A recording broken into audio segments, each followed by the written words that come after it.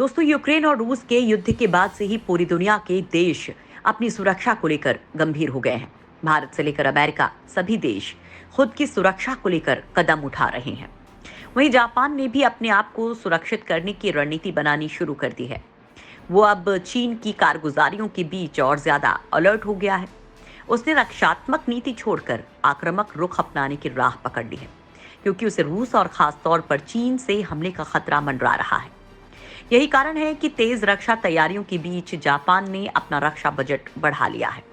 Japan की तैयारी और चीन की चालबाजियों की क्या है समीकरण, इस वीडियो में आपको इसके बारे में बताएंगे।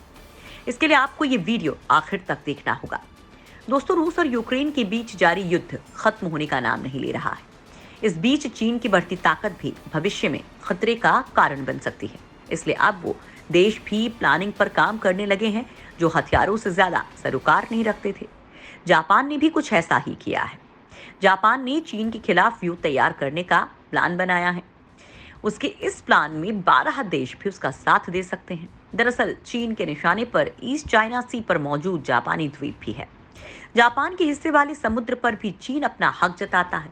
ऐसे में जापान ने अमेरिका के साथ मिलकर मोर्चेबंदी की तो चीन ने उसे दुश्मन देश की श्रेणी में डाल दिया।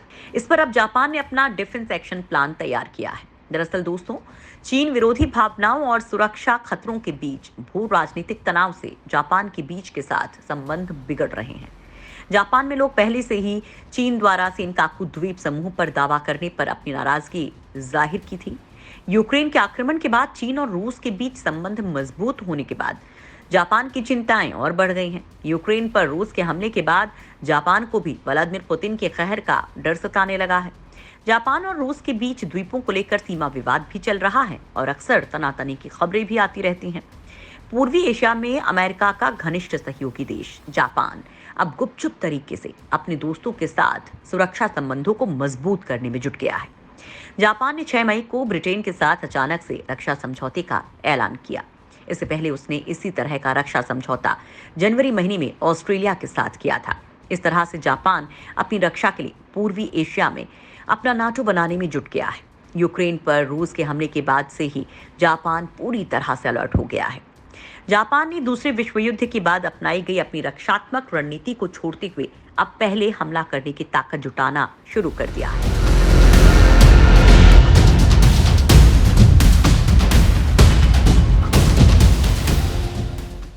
यही नहीं, जापान अपने रक्षा बजट को भी दोगुना करने की तैयारी कर रहा है। जापान को रूस और चीन दोनों के हमले का खतरा मंडरा रहा है। जापान ये तैयारी ऐसे समय पर कर रहा है जब पुतिन और शी जिनपिंग दोनों ही आक्रामक रुख को अपनाते हुए टोक्यो पर दबाव बनाए हुए हैं। यही नहीं, क्वाड शिखर सम्मेलन के दौरान चीन और रूस ने अपने परमाणु बॉम्बर भेजकर जापान को डराने की कोशिश भी की थी। जापान में फूमियो किशिदा की सरकार ने साफ संकेत दे दिए हैं कि वो दूसरे विश्व युद्ध के दौरान की रक्षात्मक रणनीति को तिलांजलि दे रहा है। किशिदा ने अब देश की रक्षा नीति में बदलाव को तेज कर दिया है। यही वजह है कि जापान ने न केवल अपनी सेना पर खर्च को दोगुना करने का प्लान तैयार किया है, बल्कि पहले हमला करने की ताकत को हासिल करने के करीब पहुंच गया है। किशिदा ने अपने कार्यकाल के पहले 8 महीने में विदेशी मोर्चे पर अप्रत्याशित चुनौतियों का सामना किया है। दरअसल रूस के यूक्रेन पर हमले से एशिया प्रशांत क्षेत्र में ये डर सताने लगा है कि चीन भी ताइवान पर हमले के लिए इसी तरह की रणनीति को अपना सकता है। चीन ताइवान को अपना प्रांत मानता है और ड्रैगन ने उसे मुख्य भूमि से मिलाने का प्रण लिया है। चीन का मानना है कि एक दिन ताइवान फिर से चीन का हिस्सा बन जाएगा। ताइवान खुद को एक स्वतंत्र देश मानता है, जिसका अपना संविधान है और वहां लोगों द्वारा चुनी हुई सरकार का शासन है। ताइवान पश्चिमोत्तर प्रशांत महासागर में पूर्वी और दक्षिण चीन सागर के जंक्शन पर स्थित एक आइलैंड है, जिसे पहले फोरमोसा के नाम से जाना जाता था। ये दक्षिण पूर्व चीन के तट से लगभग 100 मील की दूरी पर है। ताइवान हांगकांग के उत्तर पूर्व में, फिलीपींस के उत्तर में और साउथ कोरिया के दक्षिण में और जापान के दक्षिण पश्चिम में स्थित है। अपनी भौगोलिक स्थिति के कारण ही ताइवान और उसके आसपास कुछ भी होने पर वो पूरे पूर्वी एशिया को प्रभावित कर सकता है। ताइवान का क्षेत्रफल 36.1 हजार वर्ग किलोमीटर और आबादी 2.3 करोड़ है। ताइवान दुनिया का 21वां सबसे बड़ी अर्थव्यवस्था वाला देश है। ताइवान फर्स्ट चेन आइलैंड वाले उन आइलैंड की लिस्ट में शामिल है जो अमेरिका के करीबी माने जाते हैं और उसकी विदेश नीति के लिए बेहद अहम है। फर्स्ट चेन आइलैंड कई आइलैंड का समूह है जिसमें ताइवान, ओकिनावा और फिलीपींस शामिल हैं। चीन इन आइलैंड को अपनी फर्स्ट लाइन ऑफ डिफेंस के रूप में देखता है। चीन की रणनीति अमेरिका को फर्स्ट आइलैंड चेन यानी पूर्वी और दक्षिणी चीन सागर से बाहर धकेलने की है। पश्चिमी विशेषज्ञों का मानना है कि अगर चीन ताइवान पर कब्जा जमाता है तो वो पश्चिमी प्रशांत महासागर इलाके में अपना दबदबा दिखाने के लिए आजाद हो जाएगा, जिससे वहां मौजूद गुआम और हवाई जैसे अमेरिकी मिलिट्री बेस के लिए भी खतरा पैदा हो जाएगा। चीन ताइवान के बीच वर्तमान विवाद पिछले साल 1 अक्टूबर को चीन की स्थापना के उपलक्ष्य में मनाए जाने वाले नेशनल डे से तब शुरू हुआ था, जब 100 से ज्यादा चीनी जेट ने ताइवान की एयर डिफेंस क्षेत्र का उल्लंघन किया था। चीन के इस कदम के बाद ही दुनिया में ये चर्चा शुरू हुई कि वो ताइवान पर जबरन कब्जा करने जा रहा है। फरवरी में यूक्रेन पर रूस के हमले और चीन द्वारा रूस के समर्थन ने ताइवान पर हमले के डर को और बढ़ाने का काम किया है। यूक्रेन आक्रमण पर चीन रूस का प्रमुख समर्थक रहा है। एक रिपोर्ट में कहा गया है कि ये रूस को चीन के करीब लाया है और निश्चित तौर से जापान पर दबाव बना है। इसमें कहा गया है कि जापान ने ताइवान जलमरुमध्य संघर्ष में स्पष्ट रुख अपनाया है और चीनी आक्रमण के मामले में ताइवान का समर्थन करने का फैसला किया है। सिंगापुर पोस्ट की रिपोर्ट के मुताबिक चीनी फ्लोटिला के जापानी क्षेत्रीय सीमा के करीब आने के साथ जापान अब चीन से संभावित हमलों को रोकने और जवाब देने के लिए बचाव में तेजी लाने में तत्परता दिखाएगा। वहीं विशेषज्ञों का कहना है कि दूसरे विश्व युद्ध के बाद जापान के संविधान के अनुच्छेद 9 को अमेरिकी सेना ने लिखा था। इस अनुच्छेद में कहा गया है कि जापान युद्ध से दूर रहेगा और अंतर्राष्ट्रीय विवादों का निपटारा करने के लिए ताकत के इस्तेमाल से परहेज करेगा।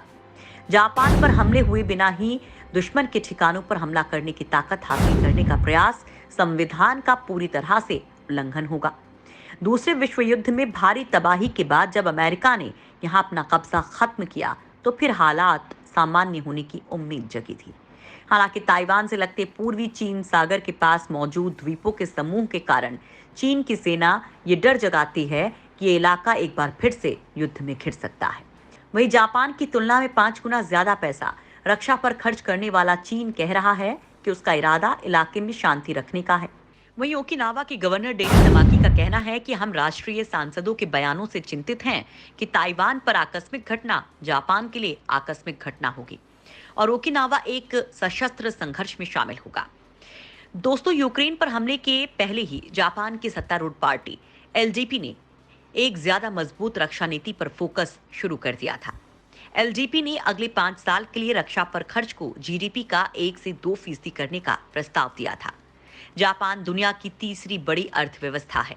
जापान अपनी जीडीपी का अगर 2% रक्षा पर खर्च करता है तो वो दुनिया की तीसरी बड़ी सैन्य ताकत बन जाएगा। जापान अपनी रक्षा पर खर्च के मामले में 9वें नंबर पर है। जापान ने साल 2021 में 54.1 अरब डॉलर खर्च किया, जो अमेरिका के 801 अरब डॉलर और चीन के 291 अरब डॉलर से बहुत कम है। विश्लेषकों का मानना है कि जापान का रक्षा खर्च को बढ़ाकर जीडीपी का 1% करना क्षेत्रीय सुरक्षा और रूस के यूक्रेन पर हमले को लेकर उसकी बढ़ती चिंता को दर्शाता है। जापान में अब ज्यादा लोग इस बात पर जोर देते हैं कि रूस ने यूक्रेन में जो हमला किया है उसकी पुनरावृत्ति एशिया में चीन की ओर से नहीं होनी चाहिए। ये तब हो रहा है जब चीन और उत्तर कोरिया अपनी मिसाइल क्षमता को बढ़ा रहे हैं। वहीं अमेरिकी ताकत में गिरावट आ रही है। जापान के प्रधानमंत्री ने चीनी सेना की गतिविधियों पर चिंता जताई है।